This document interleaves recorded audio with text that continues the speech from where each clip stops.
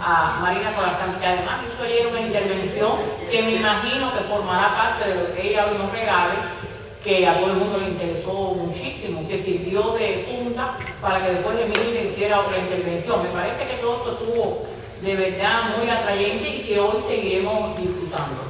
Marina tiene reconocimientos nacionales e internacionales, es una figura que todo el mundo conoce, obligada a consulta, libros, materiales de distintos tipos, es de todo, es casi que lo que se hubiera deseado en el Renacimiento. Claro, no es hombre, es mujer, por suerte, también de eso se conversó ayer. Así que me parece que no hay que hacer más presentaciones. Ella nos trae un trabajo, múltiples lecturas, múltiples saberes. Después vendrá otra colega, que no sé si está por aquí, Ángela Bradelli, que, pues bueno, tendrá otro tipo de conferencia, etcétera, etcétera. Y espero que tengamos algún tiempecito, aunque ya Marina me amenazó con que no, para poder conversar algo, debatir algo. Pero bueno, ya le damos la palabra a Marina y de verdad que nos sentimos muy honrados con que nos regale su conferencia. Buenos días, un gusto estar en Cuba una vez más en este encuentro y no puedo perder un segundo porque me ilusioné que tendría 45 minutos rituales, pero me dijeron ahora que son 30, así que tendré que correr como un tren, porque lo calculé para 45. Bueno, el título no fui yo quien lo hice, sino que me lo regaló Emilia. Y cuando la organización del Congreso me mandó ese título, mi sensación inmediata fue que ya lo decía todo y que yo no necesitaba agregar nada más. Pues ahí están múltiples lecturas, múltiples saberes. Perdón un momentico, Marina, perdona. Emilia me hace una rectificación. Ayer ella me dijo, porque voy a ser como los muchachos chiquitos, tú me dijiste, vamos aquí, que tenían 30, me aclara ella que no, que Marina tiene 45, así que pido disculpas al público, a Marina, a todo el mundo, pero digo como los niños chiquitos, ella me dijo ayer que era nadie le hace a su familia, pero yo sí, porque ella me lleva, de prisa, así que perdón Marina, en serio, perdón, con el mío no. Me disculpa, pero no pase entonces los 40 años. Tranquilo, seré puntualísima. Y entonces están ahí afirmadas las dos verdades fundamentales de la lectura, las mismas que hace ya muchos años luchamos por difundir. O sea, primera, que la lectura está basada en la multiplicidad. Segunda, que la lectura es saber. Aunque estén afirmadas las dos verdades principales, siempre se puede profundizar un discurso, entonces vamos adelante. Resulta sin duda sorprendente que una actividad doblemente solitaria sea, en su esencia, tan múltiple. La lectura es solitaria al nacer porque el escritor escribe solo, y es solitaria en su fruición porque el lector lee solo, exceptuándose, claro, los más chiquitos. Pero como si fuera un proceso químico, la fusión de esas dos soledades produce un desdoblarse casi celular que le da origen a infinitas posibilidades. Hace unos pocos meses, en una ponencia que hacía yo en Amazonia, hablando de lectura, dije que cada lector lee un libro a su manera, absolutamente personal, como si hubiese un único ejemplar de cada libro.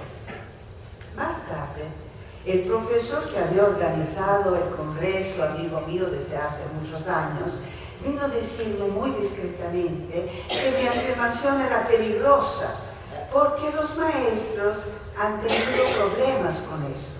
Sucede que apoyados en esa unicidad, estudiantes que leyeron de manera muy precaria el libro propuesto en clase, se presentan al profesor con lecturas estrambóticas, argumentando que esa es mi lectura.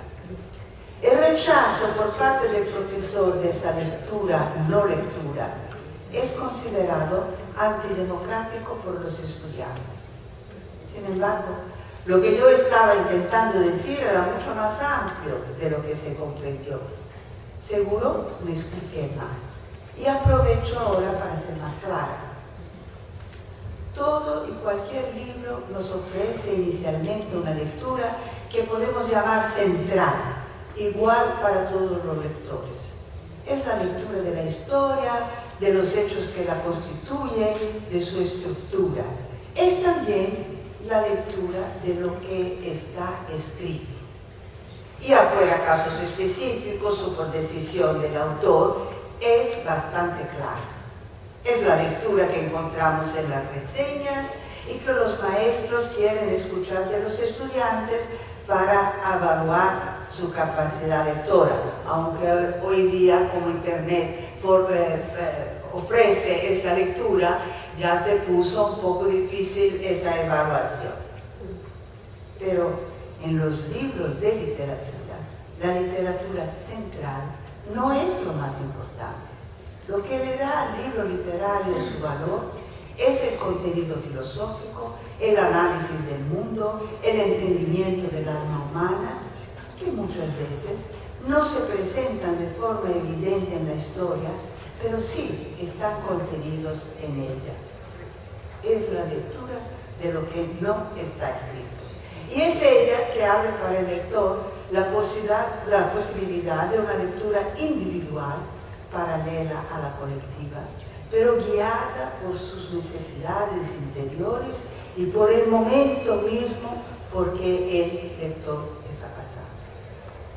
Quien es lector lo sabe.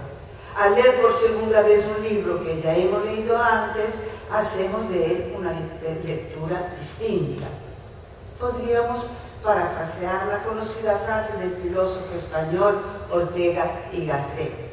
La frase de él es: todo hombre es él y sus circunstancias. Y nosotros podríamos decir: todo lector es él y sus circunstancias. Veamos, por ejemplo, Madame Bovary, un libro que conocemos todos. Su historia o lectura central nos habla de una joven mujer enferma de lecturas románticas, deseosa de amor y de glamour, casada con un médico modesto y frente a una vida gris, busca fuera de su matrimonio las emociones que desea y cae en una red de deudas y de fracasos amorosos que terminará por llevarla al suicidio.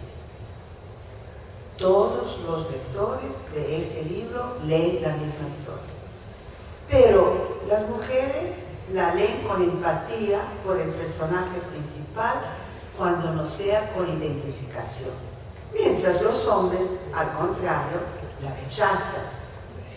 Pues si el propio autor declaró en su correspondencia personal que se sentía tan mal con ella, llegando a vomitar tras escribir un determinado capítulo, ¿cómo podrían los lectores masculinos quedar inmunes a ese sentimiento? La lectora que vive un cotidiano de rutina y un matrimonio un poco sabroso, mientras mira novelas de TV y sueña con amores y compras en París, leerá ese libro de una manera. Y la joven ejecutiva, independiente, que lo puede todo con su carta de crédito, lo leerá de otra. El psicoanalista acompañará en la lectura el progreso de aquella neurosis que se conoce como bovarismo, mientras el cientista social leerá buscando su origen en las estructuras sociales de esa época. Sobre todo, por encima de los intereses más evidentes, cada lector será tocado de manera más personal por una frase, una descripción, un momento, que en aquel conjunto de frases, descripciones y momentos le parece escrito especialmente para él, como si en aquel punto, más que en cualquier otro, el autor lo hubiera tomado de la mano escribiendo sus sentimientos. Lo que quise decir en Amazonia, al afirmar que cada lector hace una lectura, es que el libro no es múltiple tan solo en las hojas, sino también en el contenido. y al atravesar las hojas verticalmente, alcanzamos camadas más hondas en las que nos orientamos utilizando como sonar las identificaciones con nuestras propias camadas interiores. Pasa igual con los niños, aunque al tener menos experiencia no tienen todavía camadas tan hondas. El chico que tiene un pariente, padre, padrastro, tío, amenazador, gordo y alto, y todos son altos para quien es chiquito, recibe historias de ogro de manera distinta de aquel que tiene tan solo modelos masculinos protectores. Y es cierto que en cualquier familia el Benjamín se alegra más que sus hermanos al escuchar aquellas historias de los Grimm en las que el éxito final lo tiene el hijo más joven y más débil. Múltiplos saberes. Si la lectura es múltiple, parece lógico que sean igualmente múltiples los conocimientos que nos ofrece. Leo en esos días un libro, Los ahogados y los sobrevivientes.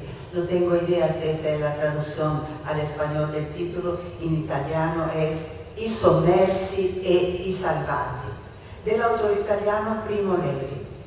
Me gusta utilizar como ejemplo lo que estoy leyendo porque la experiencia lectora se ve todavía fresca, vibrante, sin sedimentación. Pues Primo Levi escribió su primer libro en 1947. Es ese un hombre, è questo un uomo.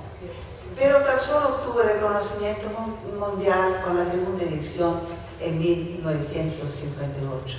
El libro es un sufrido relato de su experiencia como prisionero judío en Auschwitz. El libro que leo ahora aborda el mismo tema, aunque tomado de otro ángulo. Con él yo podría aprender cómo se organizaba el cotidiano del campo, cuál era la metodología de las cámaras de gas, quiénes eran los asistentes de los SS en la manutención de la disciplina feroz, cómo actuaba la organización clandestina de defensa dentro del lager. Pero todo eso, ya lo sé. Lo que sí aprendo en ese libro es de otra vertiente.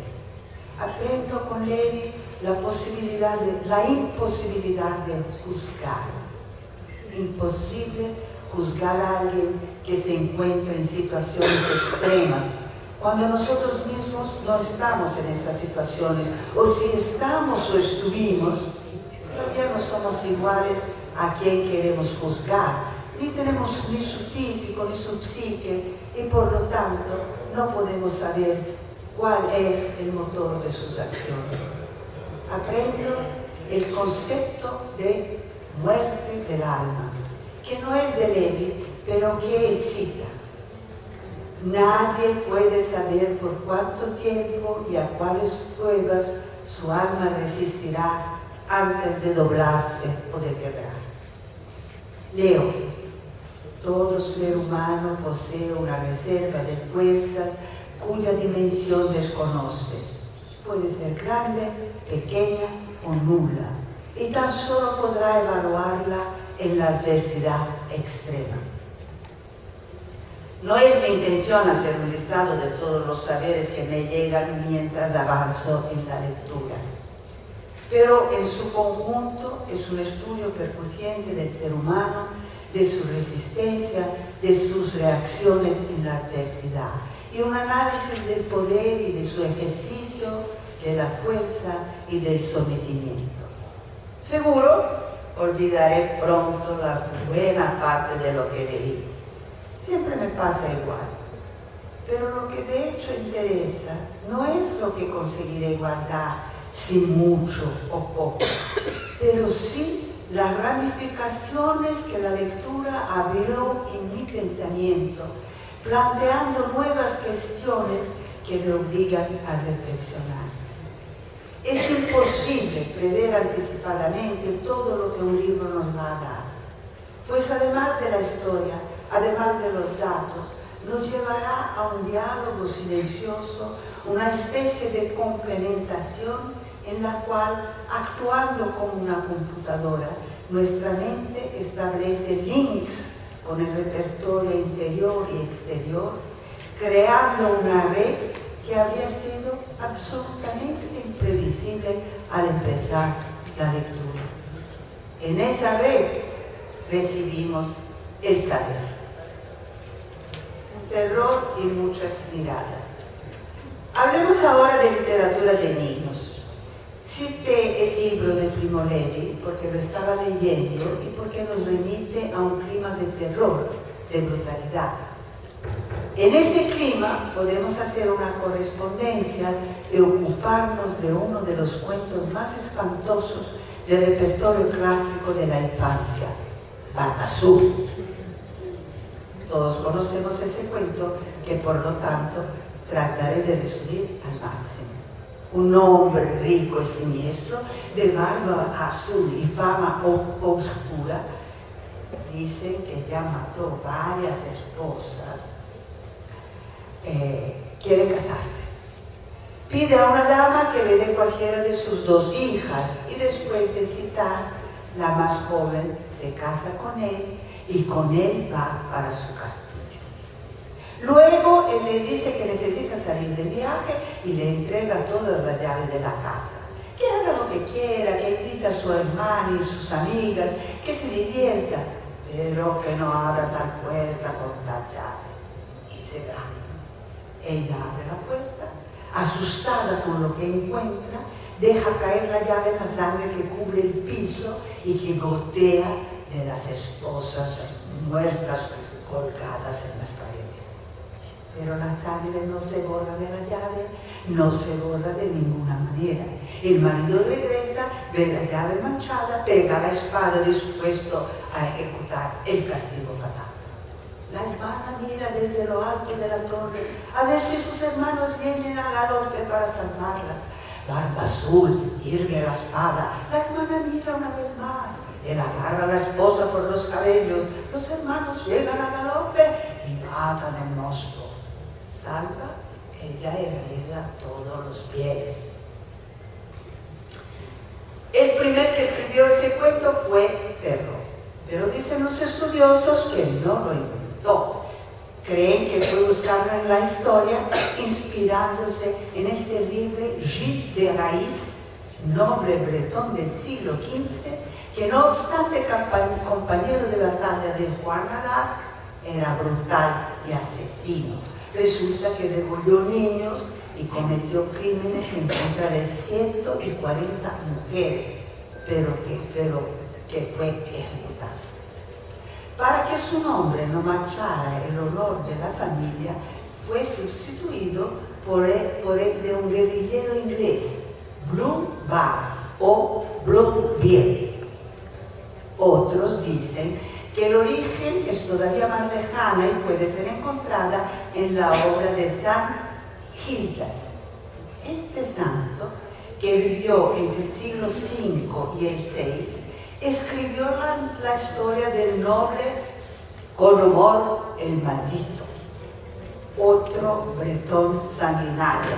Bretaña se sale mucho más de estas encuestas. Al se casar con él, la joven aristocrática Tritine es avisada de los fantasmas de las ex esposas de su marido, asesinadas cuando estaban embarazadas, de que él la va a matar tan pronto esté grávida. De hecho, así ocurre. Pero San Gildas la resucita y cuando la lleva de regreso al castillo de Conomor, todas las paredes se derrumban y el castillo se transforma en ruinas. Sea cual sea el origen de esa historia, ya estaba en la boca del pueblo cuando Perrault la recogió. Y una vez que la boca del pueblo desconoce fronteras, también los hermanos Grimm la tomaron de la boca alemana, prácticamente igual a la de Perrault, y la incluyeron en su libro. Pero en la segunda edición, considerando que podría ser una traducción de la versión francesa, La trocaron por una versión más alemana, el título es El pájaro extraño. La esencia de la historia es la misma, un hombre monstruoso que mata a sus esposas, una interdicción irrespetada y una joven que escapa a su destino. De boca en boca, de hoja en hoja, esa historia fue escrita en prosa, verso y música. Desde el siglo XVII hasta el final de la década de 60, hubo más de 40 versiones de calidad superior. Y desde entonces el listado aumenta. A los nombres de Grétry, autor de la música para la ópera de Cézanne, de Offenbach, que creó una ópera bufa, de Maeterlinck, que escribió un drama, de Anatole France, autor de un cuento, y de Béla Bartók, autor de otra ópera, se agrega en la modernidad más reciente la inglesa Angela Carter, el suizo Max Frisch, la canadiense Margaret Atwood, Kurt Vonnegut, Alice Hoffman y hasta el famoso autor de historietas e escritor Neil Gaiman. Todos ellos siguieron el ejemplo de Perrault. Tomaron una historia ya existente y la escribieron a su manera. La curiosidad castigada. La lectura más obvia es la que le dio Perrault al repetir un antiguo prejuicio, el de la mujer curiosa que por su curiosidad es castigada. La pobre joven de su cuento siquiera tiene nombre, pero está tan frenética para abrir la puerta prohibida que ni siquiera logra admirar todas las riquezas que su hermana y sus amigas descubren con encantamiento. Ella las deja, corre para meter la llave en el cierre. Por eso está sola frente a la escena macabra. El mundo siempre estuvo lleno de mujeres curiosas. Por supuesto, empezó justo por la curiosidad de la más famosa, Eva. Y desde entonces poblaron mitología y literatura. Pandora abrió la fatídica caja. Psique no resistió sin ver el rostro de su amado.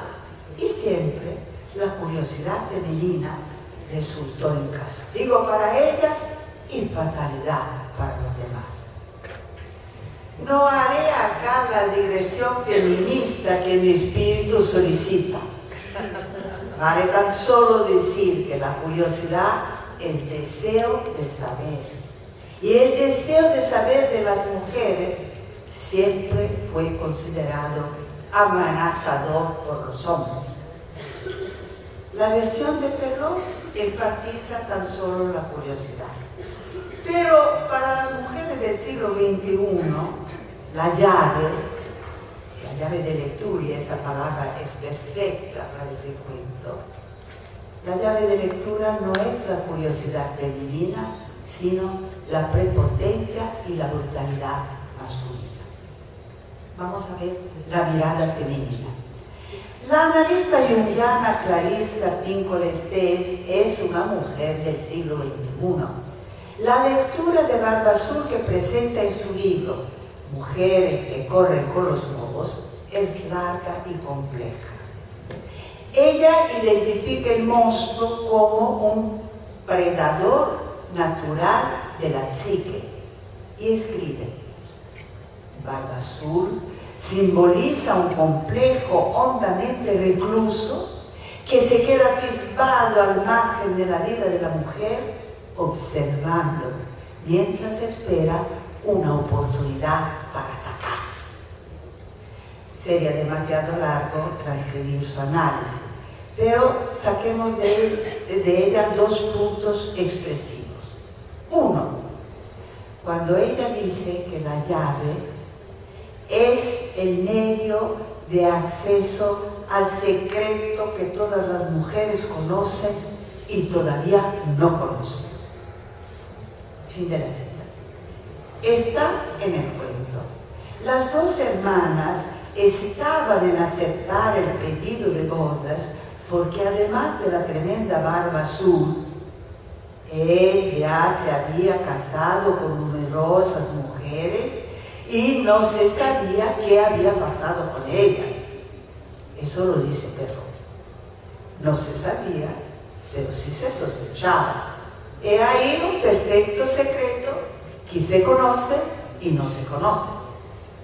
El segundo punto enfatizado por Pincolestés es la ilusión de libertad que Barba Azul le da a su esposa antes de partir. Que se divierta, le dice, que invite a sus amigas, que las lleve de paseo, que abra todas las puertas, vaya donde quiera. Toda esa libertad diverge de la única prohibición y la pone en foco, tornando el pequeño gabinete cerrado más atractivo de todas las riquezas abiertas. La escritora Angela Carter, americana, estupenda, también fue una mujer del siglo XXI, murió recién. Feminista, grande investigadora de los cuentos de hadas, es suya la versión del cuento del que estamos hablando, Barba Azul, titulada The Bloody Chamber. Es considerada una obra prima. El mismo lujo y la misma riqueza descritos por Perrault están ahí recreados, pero todo sucede al principio del siglo XX. La novia inocente viste Poiret y Worth. La esposa anterior fue retratada por Puvis de Chavannes. El riquísimo marido fuma puros, Romeo y Julieta, tiene acciones en la bolsa, colecciona libros pornográficos raros, cita Baudelaire. Y aunque su barba no sea azul, es igualmente asustador. Carter, estudiosa de Sade y del masoquismo, no escribió ese cuento pensando en niños, pero sí recordando Poe y Shelley.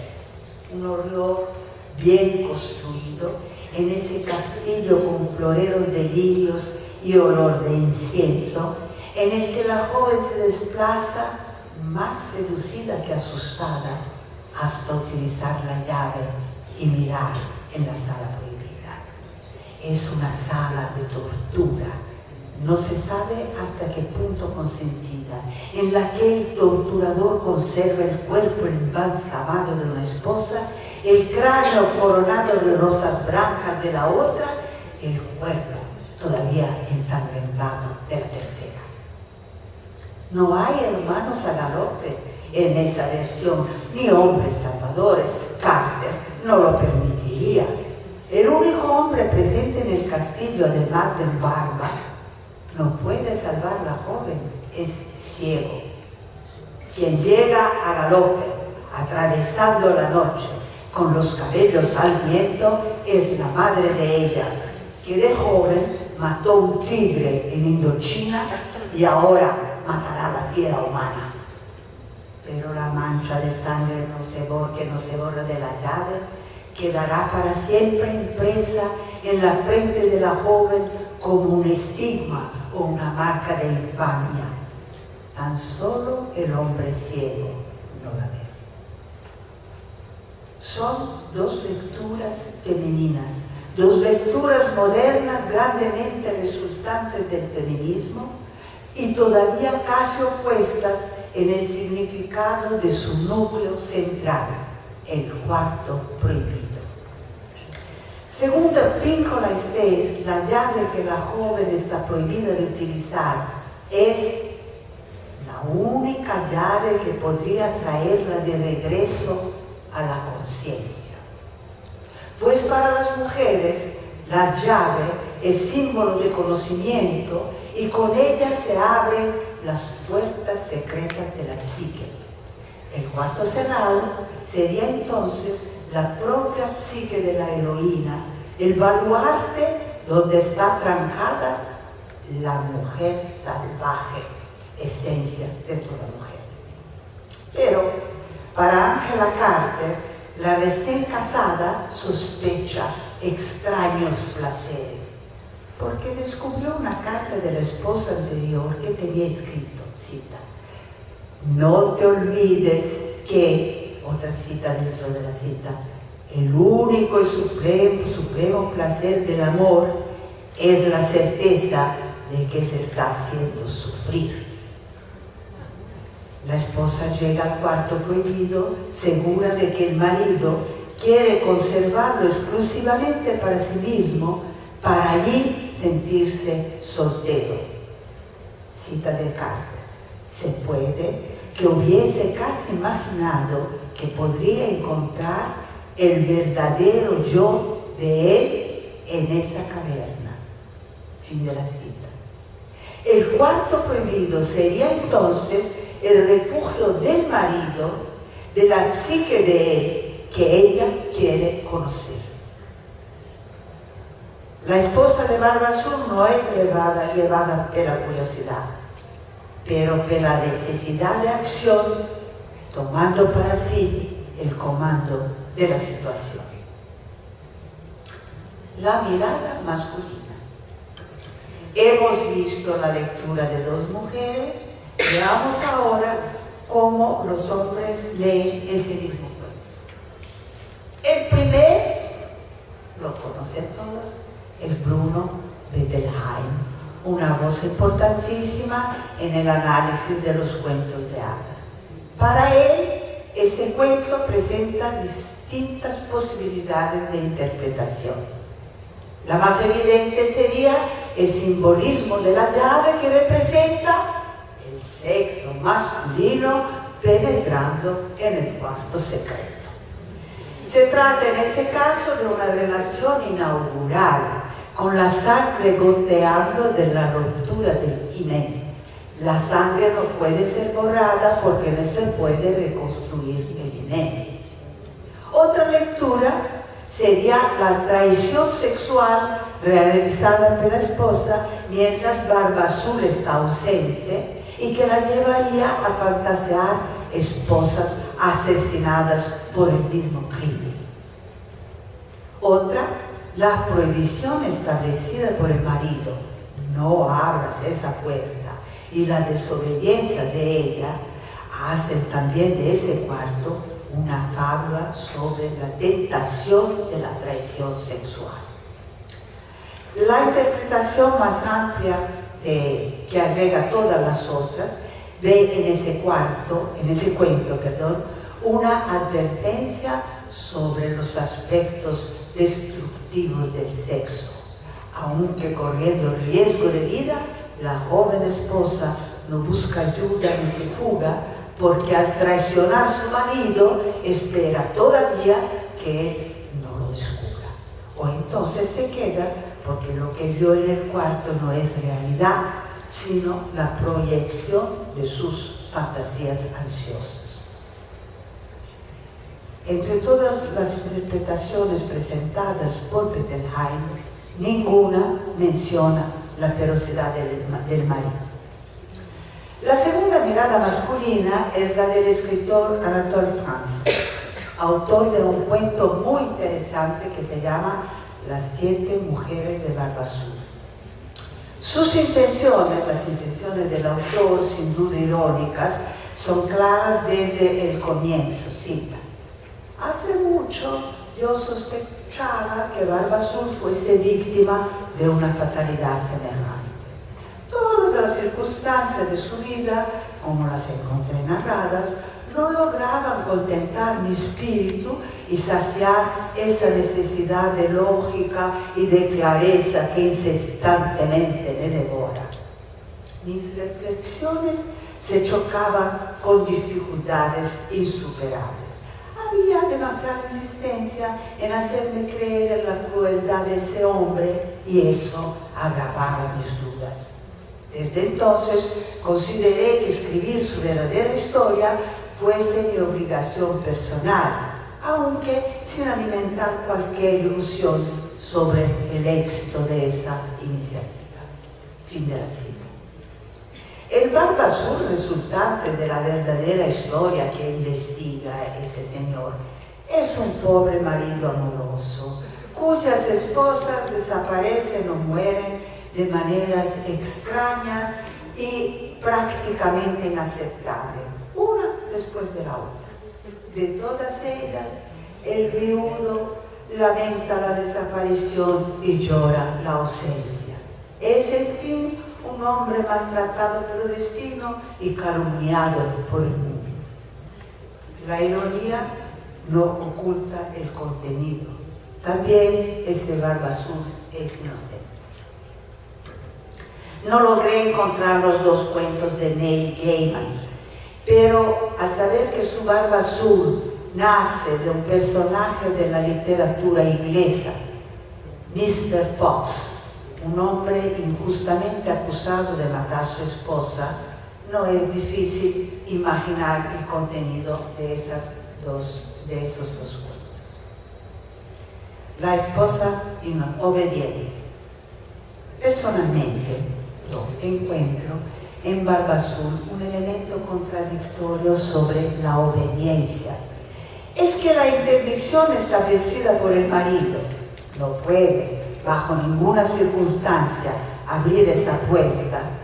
No tiene intención protectora, como tantas veces pretenden los maridos a establecer interdicciones para sus esposas. No haga eso, que te vas a dañar, no hagas aquel, que te vas a perder tiempo y tal y tal. Al contrario, es puesta ahí como una yesca para estimular la curiosidad de la esposa y llevarla a transgredir.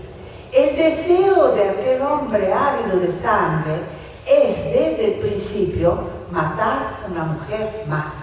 Y eso nos permite afirmar que la esposa no es desobediente, pues bajo la escena con la que el marido le prohíbe utilizar la llave, late evidente el pedido para que lo haga, justificando así su propia muerte. Y es para satisfacer el deseo oculto pero imperioso de su marido que ella abre la puerta. Finales y comienzos. Ninguna lectura entre todas las que hemos visto es igual a la otra. Regresemos entonces a la cuestión de la multiplicidad y de la escuela, de la que me habló mi amigo profesor tras la ponencia en Amazonia. Me encuentro constantemente con una práctica escolar aplicada sobre todo en primaria, en la que para estimular la capacidad creativa se pide a los niños que escriban nuevos finales para historias que han leído y que ya existen. Recibí recién algo que nos puede ser útil para tratar de esa cuestión.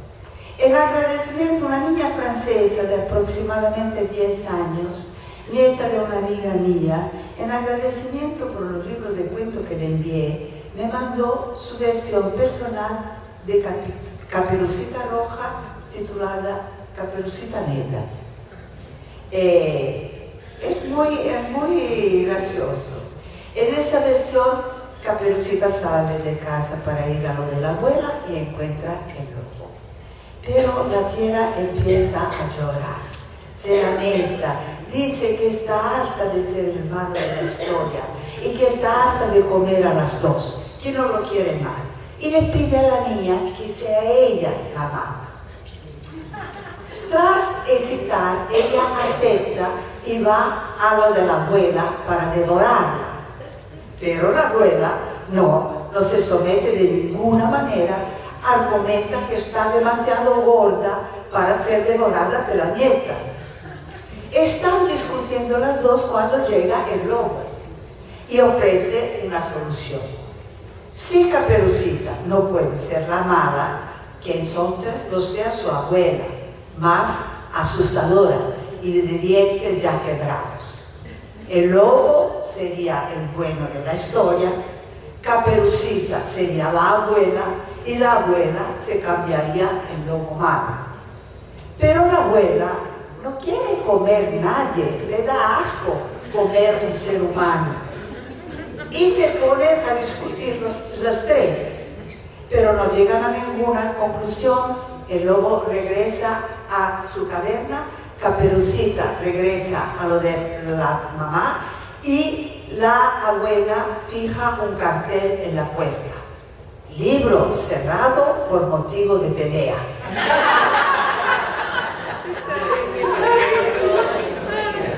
Veamos que al cambiar los papeles de los personajes, fue imposible para la pequeña autora organizar la historia y llevarla hasta un final coherente. La única solución fue cerrar el libro. Es el mismo equívoco que veo en el método escolar de cambiar el final. Le da a entender a los pequeños estudiantes que cualquier final sirve, anulando de esa manera el concepto de la organización de la historia. En un buen cuento, como en una buena novela, el final es estructurado desde el comienzo y cuando modificado se hace necesario alterar toda la estructura. Escribe Perrault en el primer párrafo de Barba Azul. Cita: era una vez un hombre que poseía lindas moradas en el campo y en la ciudad, platos de oro y plata, muebles cubiertos de bordados y carruajes doradas. Pero desgraciadamente ese hombre tenía la barba azul y eso lo hacía tan feo y tan terrible que cualquier mujer o joven se fugaba al verlo. Fin de la cita y del primer párrafo. Ahí está la riqueza que atrae, la fealdad que asusta, el lado terrible del personaje y el secreto, pues una barba azul es puro misterio inexplicable. 7 líneas después, Perrault habla de las esposas desaparecidas. Ya estamos en el rumbo del final terrible. La lectura es múltiple y al mismo tiempo individual, pero al contrario de lo que piensan los estudiantes de Amazonia, no puede hurtarse a la coherencia. Una versión más. Hablamos tanto de lecturas individuales que voy a dar mi propia versión de Barba Azul. Sucede que también soy escritora y no pude evitar hacer una versión más.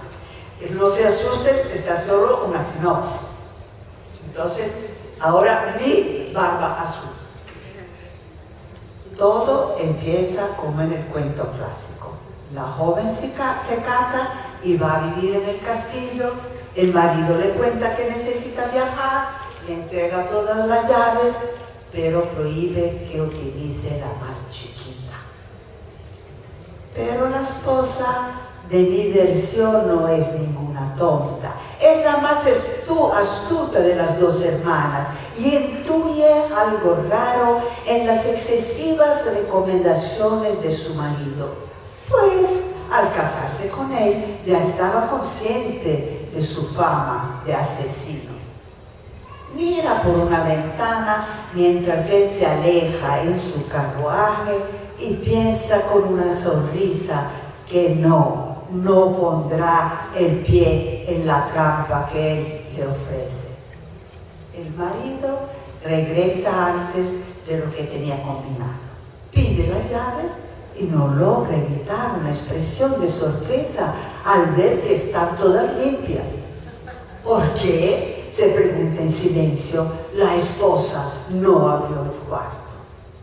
Intrigado, a los pocos días pretexta otro viaje y todo se repite de la misma manera. El hombre sospecha la ironía bajo la falsa obediencia de su esposa y se llena de sospechas. ¿Qué mujer es esa? La llave sin utilizar pierde su poder. El hombre siente el cetro escapar de sus manos.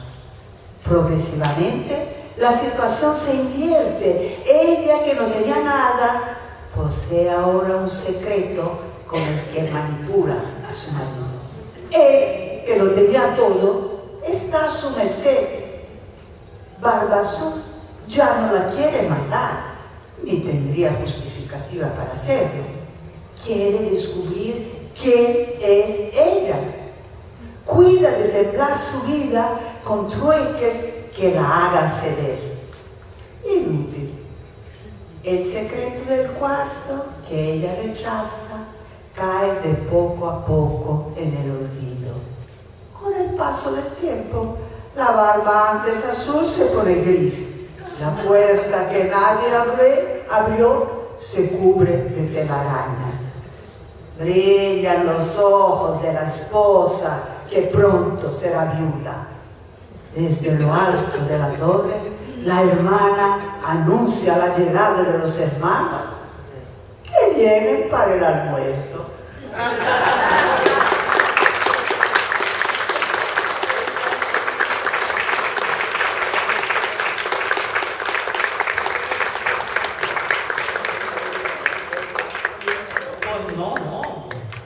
A mí me ha puesto Marina en un aprieto, porque yo me creo con palabras fáciles, pero es que este regalo que nos ha hecho Marina me ha hecho recordar tantas y tantas cosas. Bueno, en primer lugar, que fabulosas somos las mujeres. Y aquí hay pocos hombres, pero lo tienen que reconocer. Las mujeres somos irrepetibles, somos increíbles. Pero es que Marina, en ese título tan sugerente, ha abierto tantas y tantas puertas. Ella me puso a recordar cuando nosotros trabajábamos en la elaboración de los textos de secundaria básica de aquí de Cuba, que nosotros discutimos muchísimo tiempo, y Noemí debe acordarse, un cuento de Julio Cortázar que se llama La puerta condenada, que suscitó tantas discusiones que nosotros llegamos a ponerle la condenada puerta. Yo defendía, lo que me conoce, bueno, y aquí algo ya me van conociendo, saben que yo soy apasionada, yo defendía eso, ese cuento, como no, por todo lo que posibilitaba la imaginación. Tal vez ustedes recuerden el cuento, un hombre que llega a un hotel, no diríamos de mala muerte, pero bueno, de dudosa calidad, y él siente por las noches el llanto de un niño. Cuando averigua, todo el mundo dice, no, que no hay ningún niño. Y por ahí, bueno, surge una serie de inquietudes hasta que no me sale del hotel. Y yo pensaba, la curiosidad de la que siempre habla Saramago, y habla que justamente la buena lectura lo que logra es eso, incentivar la curiosidad. Pensaba, todo esto que ella nos ha dicho nos va a servir, por supuesto, de hilo conductor de muchísimas cosas. Ayer, cuando ella habló, no sé si aquí están todos los que la oyeron ayer, yo dije, ay, pero qué apocalíptica Marina. Y después conversamos con la amiga Ángela en el almuerzo, pensábamos, bueno, analizamos distintas cosas. Bueno, de todo coloquial, cuando uno está almorzando, que bueno, nosotros no podemos ser pesimistas, no digo que ella lo haya sido, pero nosotros, la inmensa mayoría, somos maestros. Tenemos que pensar que la lectura ofrece algo, y que mientras más pequeños son los niños, más nosotros tenemos que hacer efectiva esa posibilidad de abrir la puerta para que todos los niños y las niñas sepan que pueden encontrar millones de cosas que ni se imaginan, pero tenemos que tener ese sentido abierto de todo lo que puede la lectura, porque la lectura es tremendamente poderosa. Y yo, por lo menos, en mi persona, oyendo a Marina, y ya yo conocía la fabulosa conferencia que nos está desarrollando, pienso, sí, pues mire que sí, que la lectura sirve para muchísimas cosas. Lo que pasa es que hay que buscar lugares, momentos, y tal vez no recurrir a lugares comunes, como cambia el final, en fin, toda una serie de cosas. Todo es analizar y discutir, no hay una sola receta. Es que tal vez los maestros, con sus mejores intenciones, nosotros los maestros, lo que hacemos es ir cerrando todas las puertas de los muchachos, y por lo tanto poco a poco ir matando la curiosidad, porque esas preguntas tradicionales de ¿qué quiso decir fulano? Y quiso decir tal cosa, bueno, es una de las ponencias que presentó Ángela hace creo que 2 o 3 congresos, del el niño que le cuenta, creo que era el propio Diego García Márquez, que quería decir una expresión, y bueno, nada. Y el maestro, no, ¿cómo que no? Lo que quiere decir es esto. Entonces, es muy difícil. Lo que tal vez tenemos que discutir mucho los maestros es cómo realmente despertar eso que no sabemos exactamente qué es bueno, es un misterio por descubrir, sigue siéndolo, por eso estos congresos no van a terminar jamás, nunca, porque siempre encontramos nuevas y nuevas aristas para discutir algo que nosotros sentimos que tiene que ser eterna, la lectura, en cualquiera de sus soportes, pero eterna, por lo que ofrece. No me queda nada más que agradecer infinitamente y creo que todos estamos más que agradecidos.